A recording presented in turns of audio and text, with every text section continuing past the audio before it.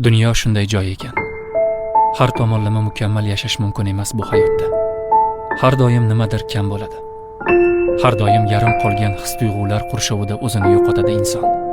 Boylik beradi yaratgan. Yoniga bir xastalik qo'shadi. Sog'lik beradi, qashshoqlik zahmatiga yo'liqtiradi. Bu yarim dunyoda butun baxtga erishish mumkin emas. Har bir jon o'ziga yarasha muammo bilan kurashadi. Fursatni topgan odam qachondir baxtga erishadi. Ehtimol eng muhimi hayotni og'riqlar ichida ham yashay bilishdir. Asosiysi dardga qaramay kula olish. Yurak sanchiqlariga qaramay tabassum qilish. Har olgan nafasing, yegan har bir luqmang bir hikmat tufayli amalga oshadi. Senga marhamat qilganga shukr et. Taqdiringga rozi bo'l. Yoki bu taqdirni yozgan senga xayrli yozganiga ishonmaysanmi?